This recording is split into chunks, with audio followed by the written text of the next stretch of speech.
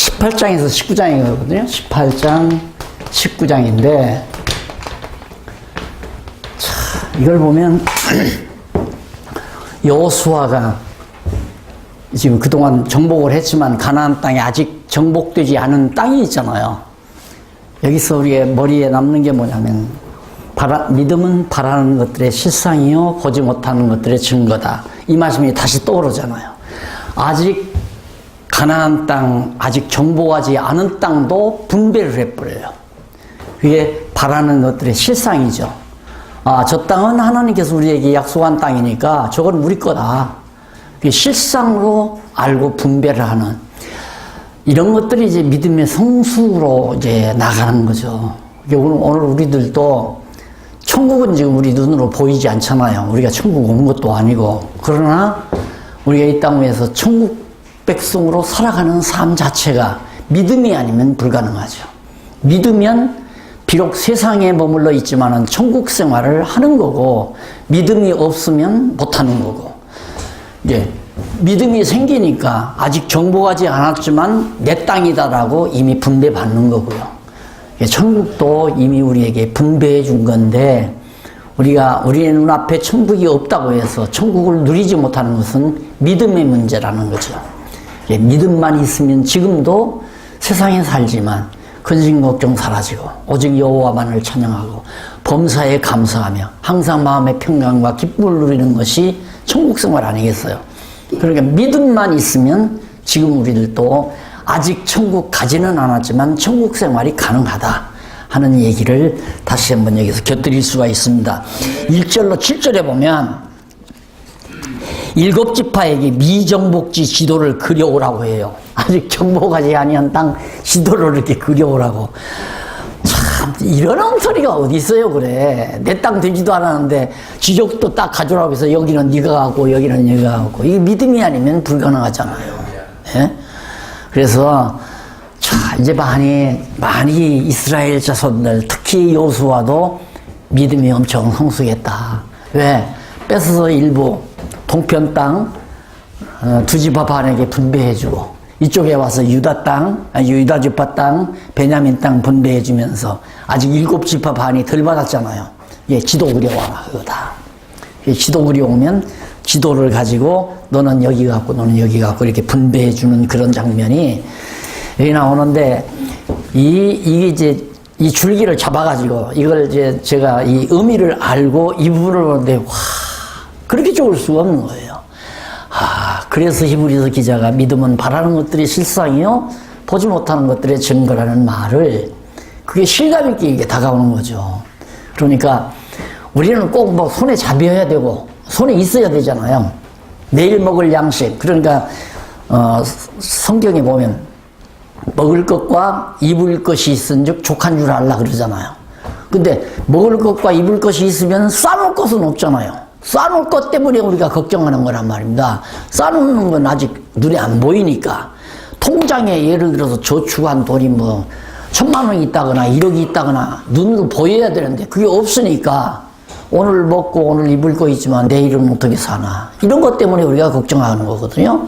그런데 이런 믿음만 생기면 지금 내 통장에 내가 돈이 없더라도 필요한 때는 반드시 하나님이 허락하신다.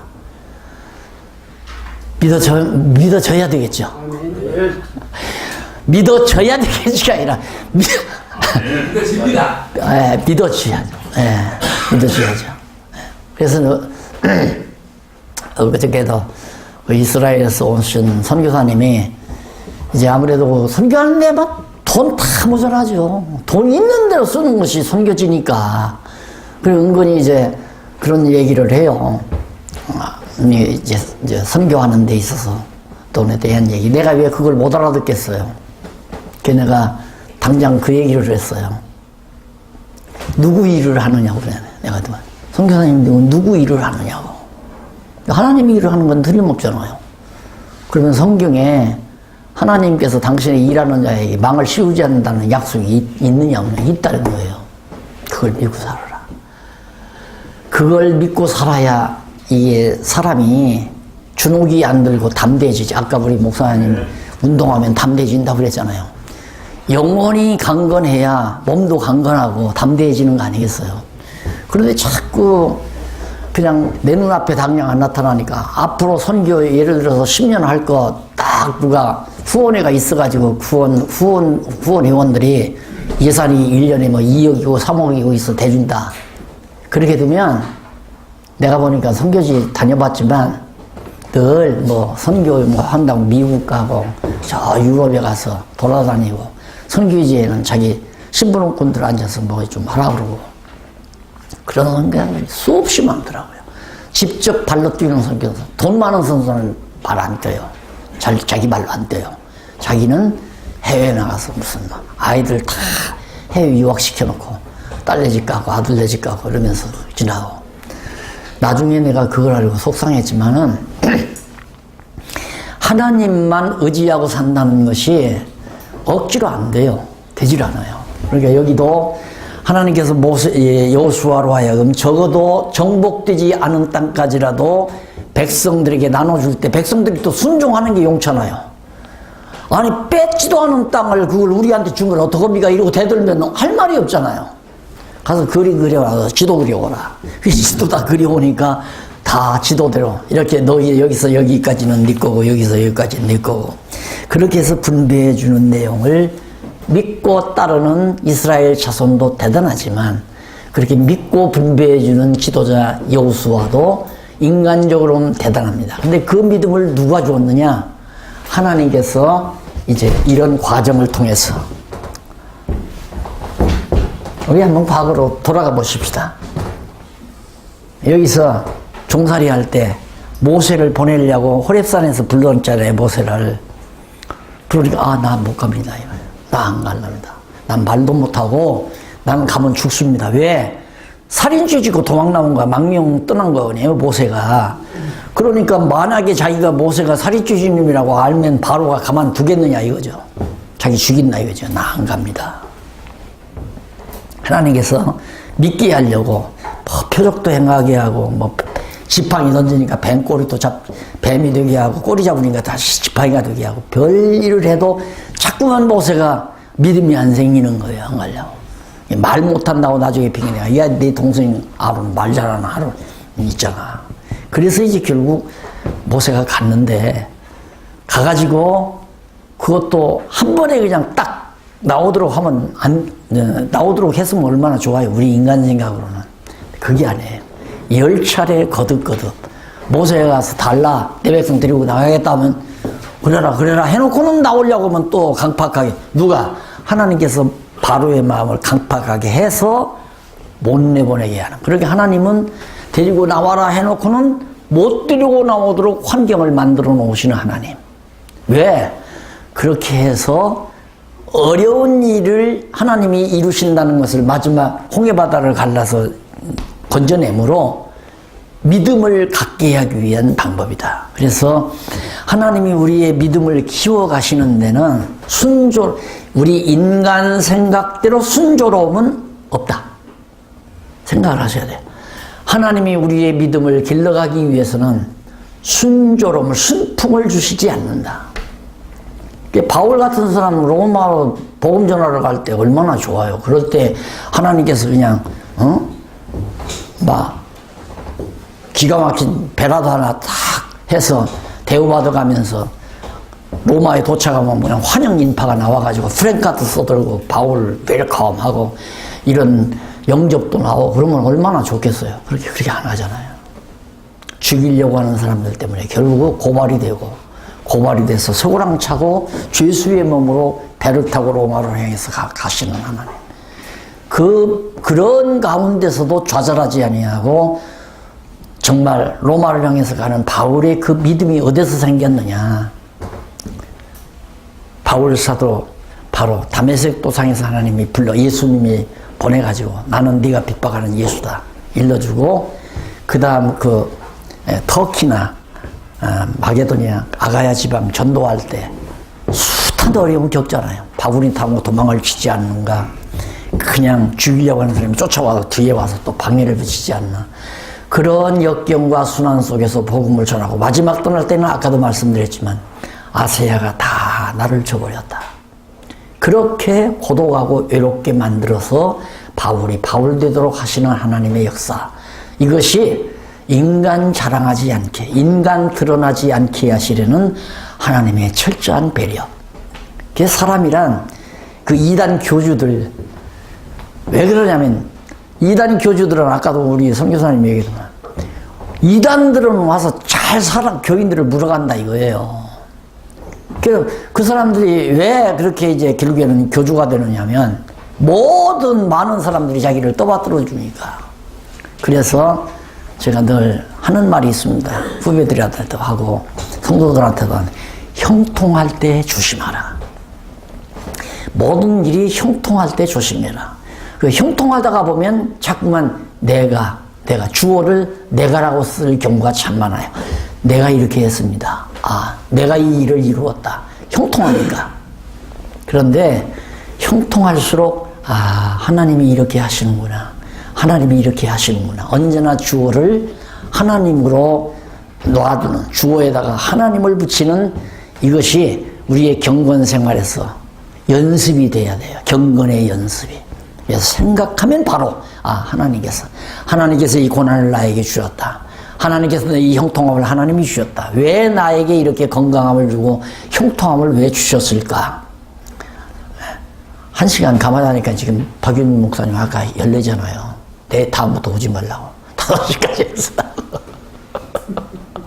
아마 이번에 갔다 오셔가지고 자극을 많이 받으신 것 같아.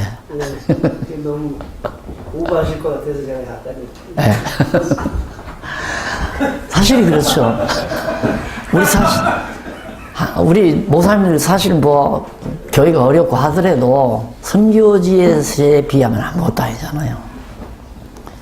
자녀들이 함께 있고 사랑하는 아내가 곁에 있고 그리고 많든지 어떤 사랑하는 성도들이 그래도 옆에 있어서 위로하고 격려하고 선교사 목사님들은 내일이 없는 분들 아닙니까? 내일 오늘 하나님이 인도하시는 대로 산다. 이런 각오로 바울 보면 항상 나는 그 생각을 늘 해요. 내가 정말 이 다음 하나님의 부름받아서 가가지고 바울 만나가지고 선배님하고 떳떳이 가서 악수를 청할 수 있는 내 모습이 될 수 있을까? 왜? 너무 사실 고난은 많이 받았지만 고난은 다른 고난이 아닙니다. 진리 때문에 고난 받은 거예요. 자꾸 이단이라는 놈인데 얼마나 고통스러워요. 이게 내가 지난번에도 말씀드렸지만 나를 이단으로 정지만 안 했으면 장담이 아니라 막 교인들이 모아들었거든요. 70년대, 77년도니까 70년대 후반이니까 와 그때 무슨 뭐 구원판이 뭐니 뭐 율법과 이런 율법 문제 이런 것들이 막 태동할 때예요. 그리고 모두가 다 그런 문제가 심각했고 그러니까 총신대 후 학생들로부터 막 모아들기 시작하는데 내버려 뒀으면 금방 400명, 500명, 금방 1000명, 2000명, 3000명 그렇게 될 수 있는 그런 무드였어요. 그런데 막 이게 떠버리니까 바로 그냥 이단 정주에서 나를 목사 제명시켜 버리니까 근데 지금 내가 이렇게 지나놓고 생각하면 참 그때 내가 그렇게 안 됐으면 지금도 내가 좀 거만하죠. 목사님 내가 좀 거만한 것 같아요. 얼마나 오만방자했을까 그 생각을 참 많이 해요. 하나님께서 나를 나되게 하기 위해서 하여튼 내가 3번 죽었다 살아났으니까 이단으로 3번 정죄받았다 살아난 사람 아니에요. 그래도 끝까지 이건 뭐 이단이라는 진리 문제니까 이단이라고 하건 말건 안 한다. 그리고 그냥 살아왔기 때문에 교회는 그렇게 크지도 못하고 결국 그러다 보니까 들어앉아서 결국 이렇게 써놓고 보니까 아 하나님이 이 일을 시키려고 그러셨구나. 여한이 전혀 없습니다. 여한이. 그래서 우리가 정말 이 땅 위에 사는 동안 내가 했다고 하는 생각은 어떤 일도 큰 일이든 작은 일이든 내가 했다가 아니라 하나님이 나를 시켜서 했다. 또 하나님이 나로 말미암아 하게 하셨다. 이것은 우리의 두뇌에서 언어를 구사할 때 자연스럽게 하게 하셨다. 이게 늘 그래서 이 고난도 받게 하시고 영광도 받게 하시고 흥하게도 하시고 망하게도 하시고. 그래서 18장 8절로 10절에 보면 명한 대로, 명한 대로는 여호와께서 명한 대로, 여호와께서 모세를 통해서 명한 대로 그려온, 그러니까 여호수아가 명한 대로인데 여호수아가 명한 게 아니라 여호와 하나님께서 언약하신 말씀에 근거해서 모세를 통해 들은 말씀대로 여호수아가 명한 대로 그렇게 나오는 거죠. 이 궁극에 가서는 여호와의 말씀대로란 말이 되는 거예요. 실제 모습은 여호수아가 명령을 했지만 여호수아의 명령이 아니라 여호수아를 쓰시는 하나님께서 명하신 말씀대로 지도를 그려왔어요. 그걸 놓고 어떻게 제비를 뽑아요. 왜 제비를 뽑는다고 하는 것은 이게 이제 이 땅을 이렇게 다 나눠놨잖아요. 나눠놨는데 그냥 여호수아가 이건 네가 갖고 이건 네가 갖고 이 지파는 네가 가져라 이러면 싸움이 일어날 수 있을 거 아니에요. 싸움, 전쟁이. 그런데 이 땅 모습이 아까도 말했지만 아브라함, 이삭, 야곱 때 야곱이 12자손에게 12지파에게 12지파에게 언약하실 때 이 땅의 특성까지 다 나타나요. 그러니까 이미 정해진 것은 500년 전에 야곱을 통해서 하나님께서 언약하신 대로 어떤 땅, 어디 지역의 땅, 누가 차지할 것, 다 어느 지파가 차지할 것 다 정해놨어요. 놓고는 제비를 뽑았는데 정확하게 그 땅을 그 지파가 뽑는 거죠. 그러니까 제비를 뽑는 건 누구에게 있지만 사람에게 있지만 정하시는 이는 하나님이시다. 나오잖아요. 성경에. 여기 본문에 다 나오죠. 그러니까 이걸 보고 또 이제 정치, 장로교, 특히 합동측이 한때 총회장을 제비를 뽑았다고 그래요. 제비를 뽑았다고. 근데 나는 제비 뽑아가지고 안 돼요. 장로교 정치 자체가 틀렸어요. 자체가. 인간이 교회를 통치하는 그 자체가 성경적이 아니란 말입니다. 근데 이 방법적으로 뭐 총회장만 제비 뽑은 건데 왜?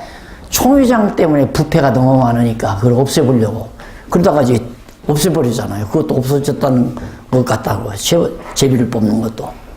그러니까, 정치 자체를 이미 교회 정치, 교회 개혁론 여러분 목사님들께서 보셨겠지만 성경대로 해야죠. 성경대로. 어떻게 인간이 교회, 하나님의 교회를, 주님의 그리스도의 몸된 교회를 인간이 통치하는 세속 정치와 같은 그런 통치를 한다는 것은 어불성설이에요. 성경 어디에도 그런 게 없단 말입니다. 아무데도. 그런데 성경을 모를 때 개혁자들이 어쩔 수 없으니까 어떻게 만들어 놨는데 500년 흘러오면서 완전히 세상 정치나 똑같은 헌법이 되어버렸고 타락하는 요소가 되는 그런 결과가 와진 거죠. 그래서 제비 뽑는 것은 제비 자체에 있는 것이 아니라 하나님이 정해놓으신, 이미 500년 전에 하나님께서 정해놓으신 그 땅을 차지하는 한 방법이 제비지, 제비 자체가, 제비 뽑는 그 자체가 그 땅을 결정짓는 게 아니다. 감 잡으셨죠? 정리하셨죠? 제비 자체에 어떤 효력이 있는 게 아니에요. 이미 500년 전에 하나님께서 다 정해놓으신 그 위치를 정해서 분배하는 방법을 제비를 뽑게 해서 제가 뽑아서 제가 가져갔으니까 원망 없을 거 아니에요. 다툼도 없고. 왜 저 사람은 좋은 땅 주고 저 지파는 좋은 땅 주고 나는 왜 산지 땅 쓸모없는 땅을 주느냐. 이러고 또 싸움이 벌어지면 어떻게 해요. 그래서 그걸 잠재우는 방법으로 제비를 뽑은 것이지 제비를 뽑아서 뽑는 그 자체가 그 지역을 결정짓는 건 아니다. 결정은 벌써 500년 전에 하나님께서 다 정해놨다. 그러니 이런 걸 깨닫고 나면 내가 쓸데없는 걱정을 많이 하는구나.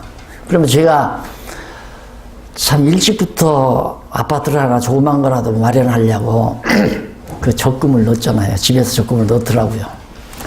근데 넣을 때마다 떨어지는 거예요. 넣을 때마다. 계속 떨어지는 거예요. 안 돼.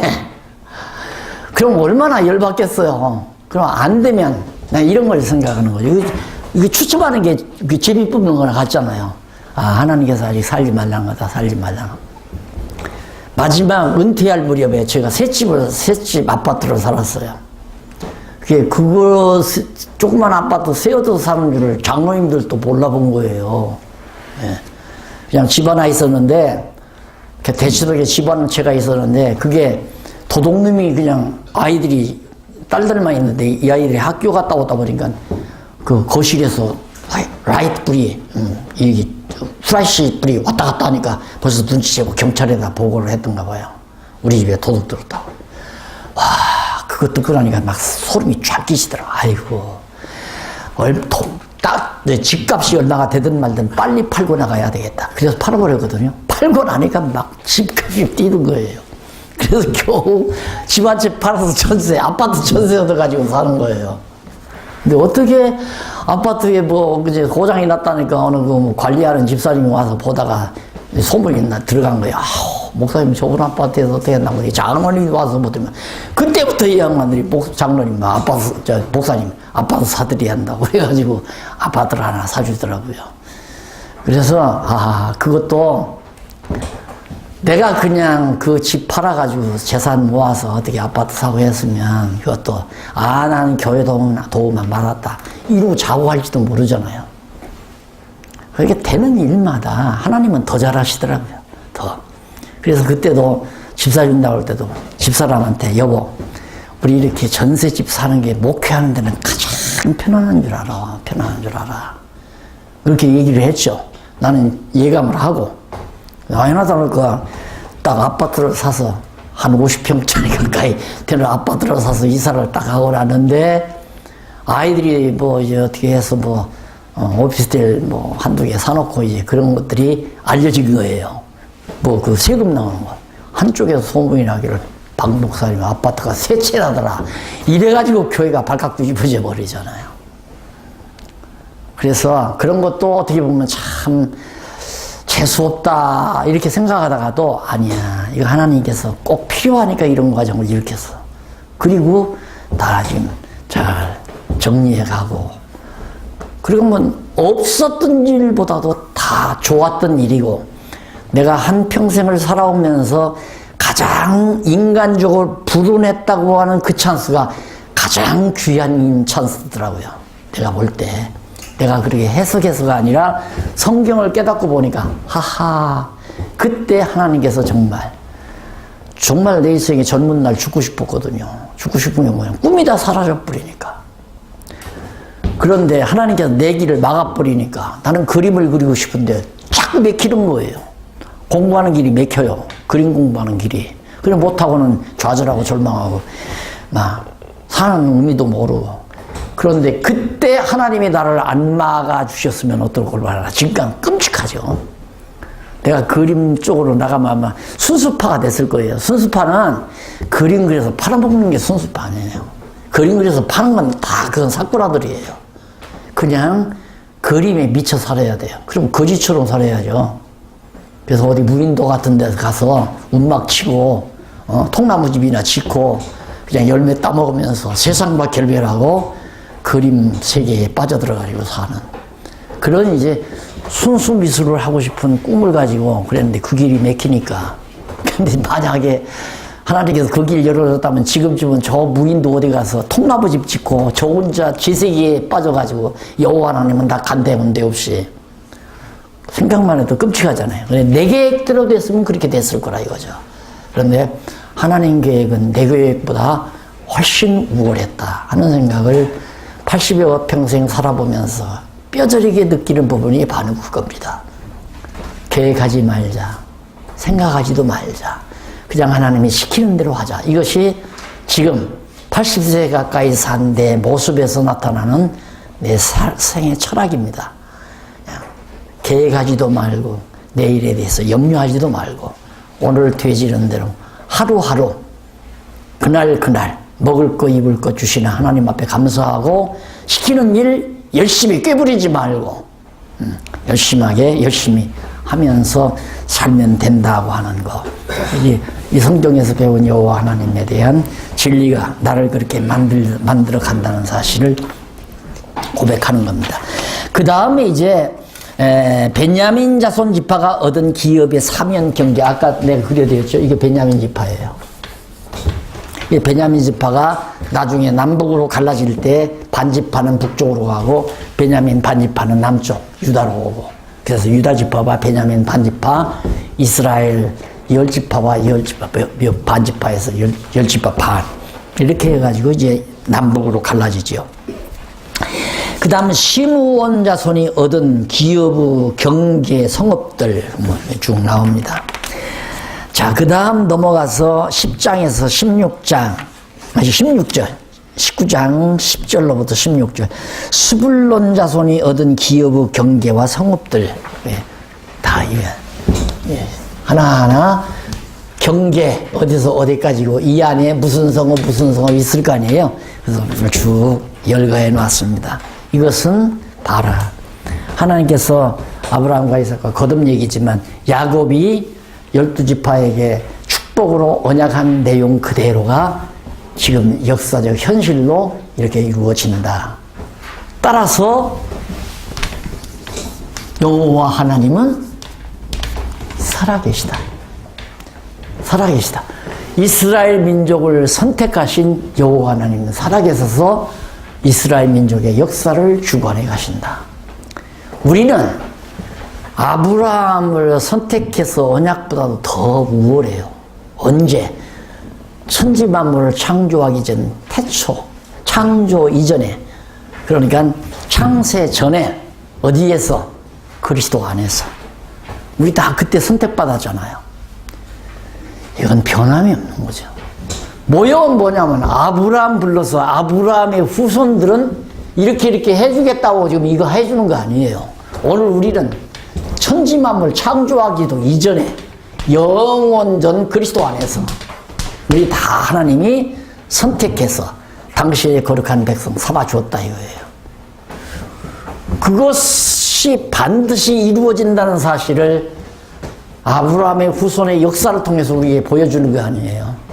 그렇기 때문에 이스라엘 12지파가 와서 가나안 땅을 정복하듯이 그리스도 안에서 선택받은 우리들은 그리스도가 만왕의 왕 되셔서 하늘과 땅과 보이는 것과 보이지 않는 것을 모두 주관하시는 예수 그리스도의 통치를 받는 하나님 나라의 백성이 된다는 사실을 확증해 주는, 구약 지금 12지파가 들어가서 가나안 땅 정복하는 것이 우리가 천국 물어볼 것 없이 틀림없이 간다고 하는 사실을 지금 확증해 주는 진리 아니에요.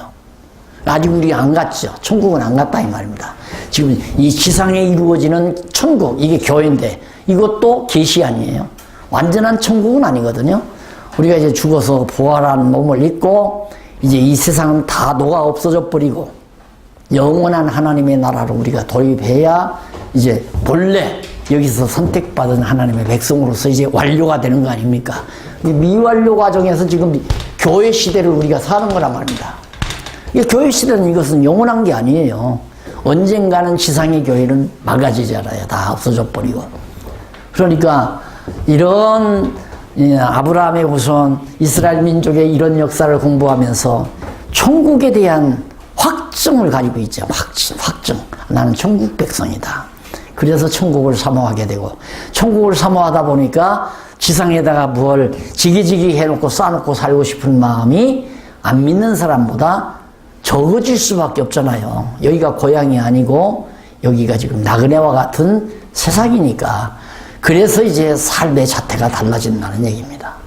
안 믿는 사람은 세상이 이게 다니까 보세요.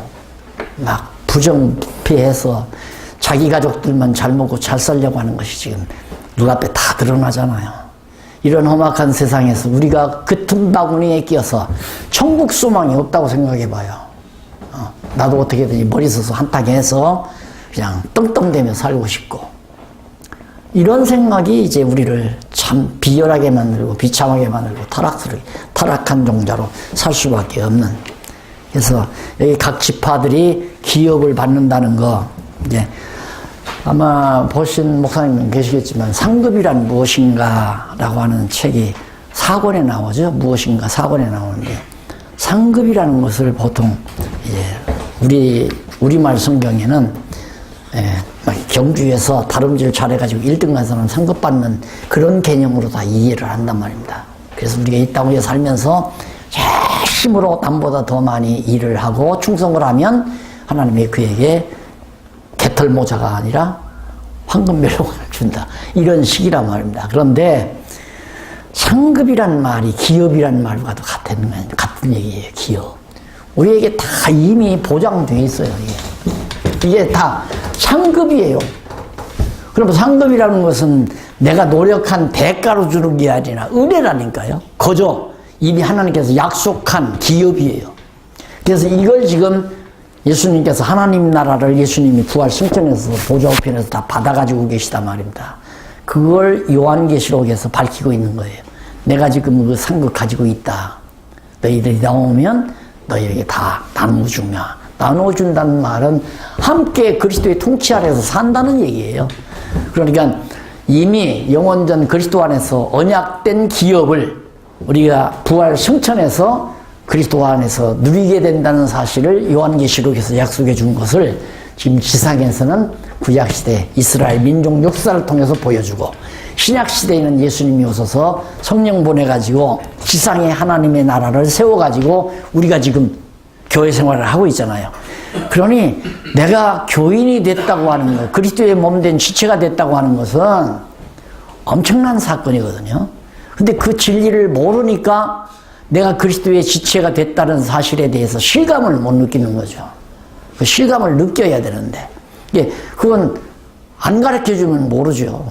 안 가르치면 모르니까 자꾸만 하나님 나라 백성이 되는 것보다 차라리 좋은 아파트 하나 당첨됐으면 좋겠다. 이게 이제 예수를 믿는 사람까지라도 그런 생각만 하니까, 안 믿는 사람도 좋은 아파트 당첨돼가지고 가는데 나는 왜 이렇게 안 되나. 그래서 거기에서 좀 모자라는 분들은 내가 하나님 앞에 불축에 있기 때문에 아마 그런가 보다. 내가 하나님 앞에 충성하면 좋은 아파트 당첨되게 하겠지. 이런 생각으로, 무속적인 생각으로 흐를 수밖에 없잖아요. 성경을 모르면.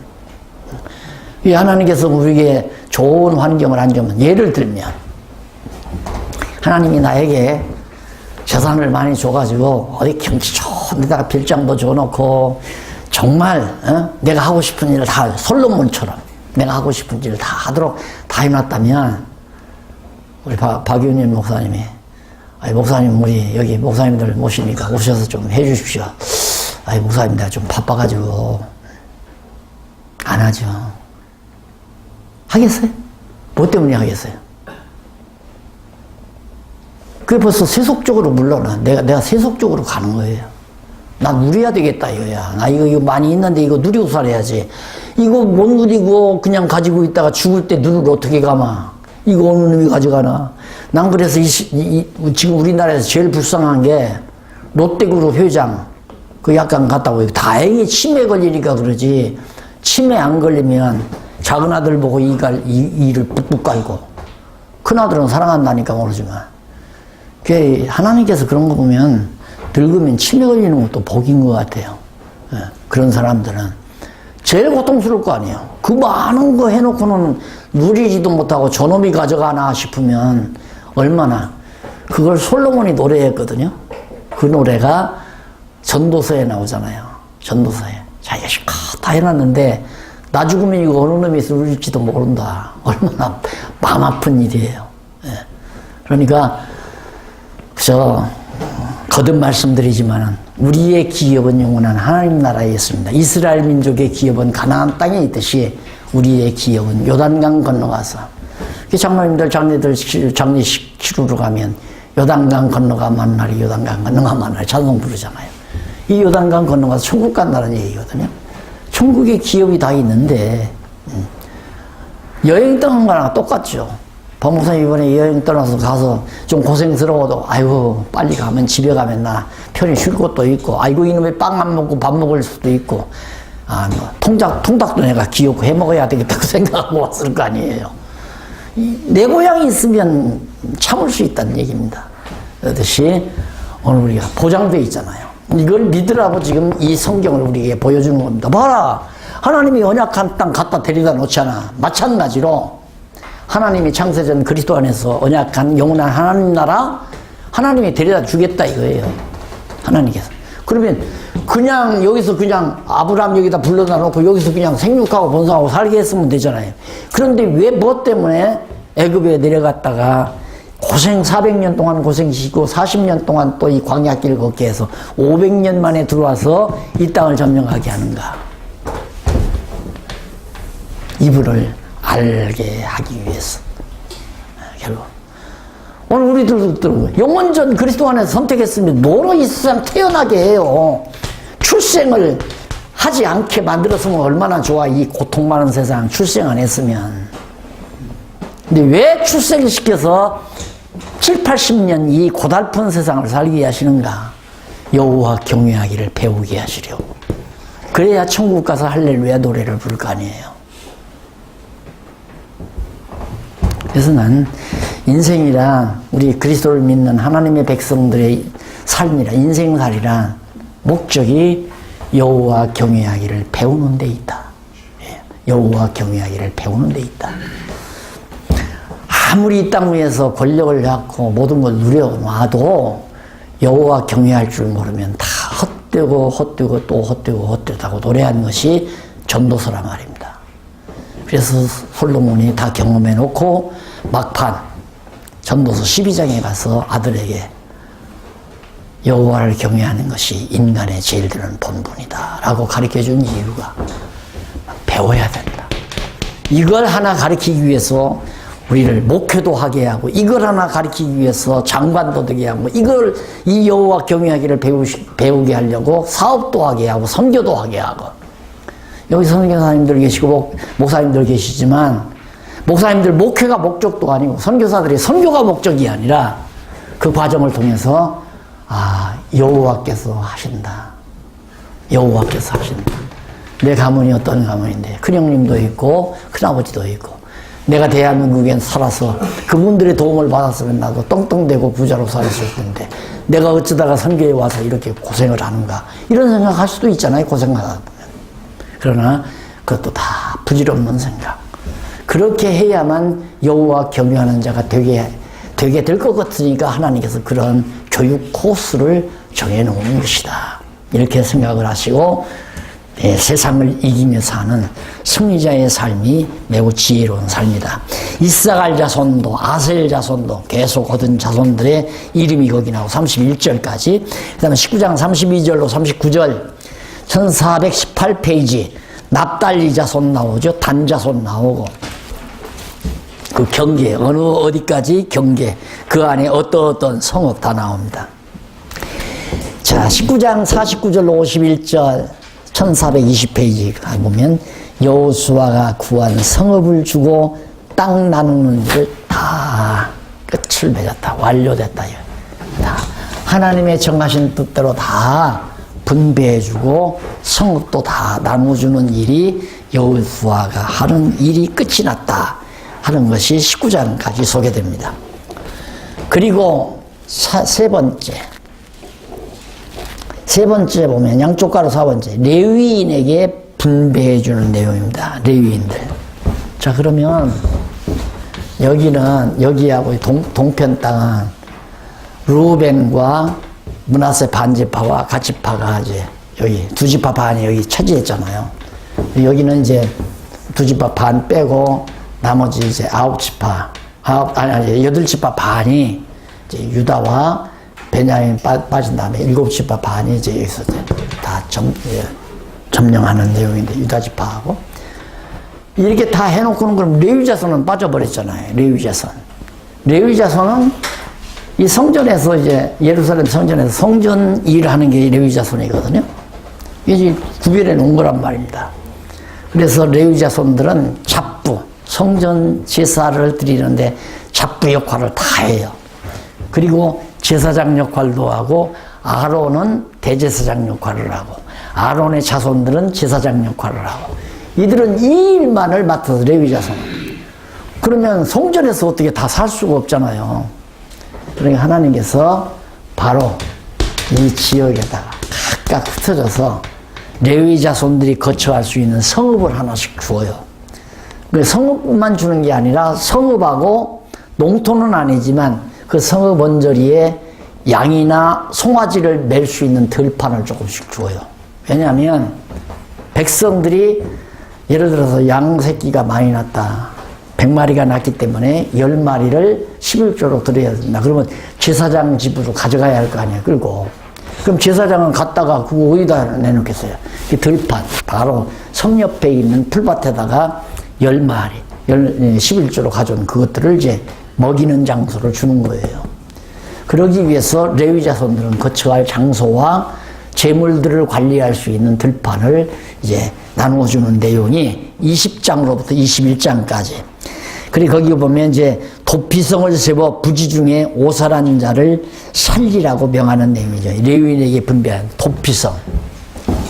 여기에 3개, 이쪽에 아마 3개죠? 그렇게 될걸요? 동서를 가리켜서 도피성을 6군데가 만들어 놔요. 그리고 레위 자손들은 이제 각 지파별로 주어진 성읍에서 살고. 그럼 도피성은 어떤 곳이냐? 실수해서 사람을 죽였을 경우, 앞에서도 배웠죠? 등산하다가 예를 들어서 위에서 돌을 하나 잘못 받은 것이, 밟은 것이 떼굴떼굴 굴러서 밑에 올라오는 사람이 머리를 쳐서 죽었다. 그러면 죽은 사람의 가족이 쫓아와서 돌로 때려 죽일 수 있잖아요. 너 때문에 우리 가족 죽었다 해서. 그때는 무조건 도망쳐야 돼요. 실수해서 죽었으니까 막 도망치도록 도와줘야 되고. 도망을 쳐서 어디로 오냐면 도피성으로 싹 들어가죠. 도피성으로. 그럼 도피성 항상 이렇게 열려 있거든요. 문이. 열려 있다가 범죄한 자가 들어와서 쏙 들어가면 도피성 문이 딱 닫혀버려요. 그러면 한동안 도피성에서 살다가 나오면 이제 무죄가 되는 거죠. 죄가 무마되는 거예요. 그래서 죽지 않게 도피성 역할을, 마치 이것처럼 예수 그리스도가 우리의 영원한 도피성 아니에요. 우리가 범죄하고 나서 율법이 우리를, 죄값은 죽음이다. 범하면 범죄한 죄값은 사망이다 했으니까 율법을 범하고 죄인된 우리들을, 율법 아래 갇혀서 죄인된 우리들이 죽어야 되잖아요. 율법이 죽음 아래서.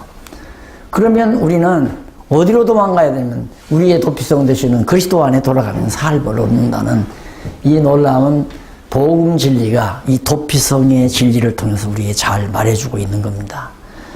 그래서 이런 도피성을 먼저 레위 자손들에게 분배해주고, 그래서 그 도표가 1422페이지 나오죠. 거기 보면 이제 다 12지파에게 분배된 가나안 땅 그 경계가, 그래서 갓지파가 이쪽 동편 땅이, 갓지파가 상당히 넓은 땅을 차지하고 있죠. 갈릴리 호수까지.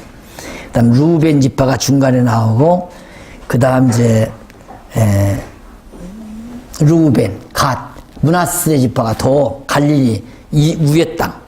그렇게 아주 갈릴리 호수에서 사해 바다까지는 갓 지파가, 갈릴리 호수에서 그 위에 쪽으로는 므낫세 지파가, 므낫세 반 지파가, 루벤은 바로 사해 바다 동편 땅, 모압과 암몬 지역이 살던 모압 땅, 특히 암몬 땅 한쪽 구석을 차지해서 살게 됩니다. 그리고 이쪽에 와서는 이제 에브라임 상당히 넓게 차지했죠. 그 다음 베냐민 나오고, 그 다음 이제, 그 밑에 유다 지파가 나오고요. 참고하시면 되겠습니다. 그리고 넘어가서 20장 7절로 9절에 보면 여호와의 명령대로 6성읍을 도피성으로 구별하는 내용이 나오는데, 그 도피성 이쪽 도표에 나오잖아요. 1425페이지. 동편 땅에 골란, 라못, 베셀, 베겔인가? 베셀? 예, 베셀. 그 세 성읍이 도피성이고, 이쪽 서편 땅에는 세겜이라든가 헤브론이라든가 게데스, 그렇게 해서 왜 이렇게 여기저기다가 해놓느냐면, 도피성이 여기만 있는데 여기서 백성이 정말 범죄를 했다. 그럼 도망가다가 잡히면 죽잖아요.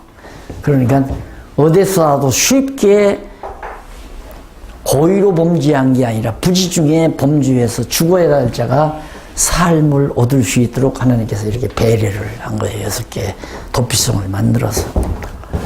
그 다음 21장 1절로 3절에 보면 레위 족장들 요구대로 거할 성읍과 목부를 허락해 주는 그런 내용이에요.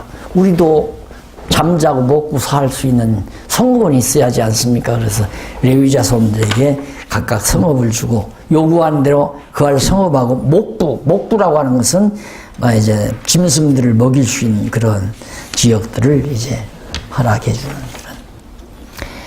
그다음 레위 자손이 제비를 뽑아 얻은 성읍들 이름을 쭉 명시하고 아론 자손에게 제비 뽑아준 성읍들과 들을 명시해주는. 아론 자손은 특별히 제사장 지파니까, 제사장 자손들이니까 우리 레위 자손이 다 제사장 지파지만은 아론의 자손은 직접 제사를 드리는 제사장이고 나머지 레위 자손들은 성전에 청소도 하고 죄도 치우고 하는 일이 참 많잖아요. 짐승도 잡고 이런 들을 다 하는 그런 일들을 돕는 자들입니다. 물도 떠다 나르고. 그래서 레위 자손 가운데 레위가 자손이 3단이에요. 그앗 자손하고 게르손 자손하고 그 다음 무라리 자손하고 이 3명의 자손이 이제 땅을 받는 내용이 1428페이지부터 나옵니다. 20절로 26절 그앗 자손은 남은 가족이 받은 성읍과 들, 이쪽에는 레위 자손 가운데 게르손 자손, 그 다음 넘어가서 1430페이지 무라리 자손이 가족대로 얻은 성읍과 들 이름을. 자, 이렇게 자상하게 하나님께서 일일이 어느 성읍은 누가 어느 성읍은 누가, 이것은 역사적 사실을 너무 분명하게 우리에게 잘 밝혀주고 있는 겁니다. 아까도 말씀드렸죠. 진리가 되는 요건은 논리고, 두 번째는 사실이고, 사실 근거. 그래서 난 성경의 역사적 사실을 자세히 밝혀줬다는 것이 얼마나 참 다행스러운 일인가. 실제로 이 당시에 기록했던 이름 고고학 자료에도 나와요. 그러니까 고고학에서 나왔기 때문에 사실이 아니라 사실이기 때문에 고고학 자료로 그런 것들이 다 들추어지는 것이다. 우리는 거꾸로 이해를 하는 거죠. 성경이 진리이기 때문에, 예를 들어 바벨탑이 무너졌다. 바벨탑 사건이 너무도 분명한 역사적 사실이기 때문에 그 지역에 가면 바벨탑 흔적이 고고학 자료로 나타난다 이 말이죠. 그래서 정말 이 사실, 역사적 사실만큼 확실한 진리의 근거는 없다. 그래서 하나님께서는 그 방법을 써서 우리에게 성경의 진리라고 하는 사실을 너무 강하게 잘 밝혀준 내용이다. 너무나 감사하죠. 그런 거 보면. 그래서 이스라엘 민족 역사라고 하는 것은 그런 의미에서 하나님 말씀이다 하는 얘기입니다. 하나님이 섭리하신 역사적 섭리의 힘이 분명하기 때문에. 그래서 이쪽 1434페이지에 보면 48개 레위인 성읍이 쭉 나오잖아요. 거기 레위인들이 48개 성읍을 차지해서 살아요. 게르손 자손, 무라리 자손, 그런 각 지파별로, 자손별로 이렇게 성읍들을 정해가지고. 비교적 어떻게 보면, 얼른 보면 사해바다 서편 쪽, 그러니까 예루살렘 가까운 쪽으로 성읍이 많죠. 그리고 저 위에 갈릴리 호수 쪽으로 좀 많이 있고, 그리고 요단 동편 땅에는 그렇게 많지는 않습니다. 거리 넓은데 넓은 지역에 사람이 다 사는 게 아니고, 그렇게 해서 성읍이 이쪽 동편에는 적고 서편에도 예루살렘 쪽으로 많고. 왜? 예루살렘 성전에서 나가서 일을 해야 되니까 가까운 데 살도록 배려하는 것이라고 우리가 생각을 합니다. 그 다음 분배 후에 교훈, 이제 드디어 교훈 내용이 나옵니다. 교훈 내용이 나오는데 조금 쉬었다가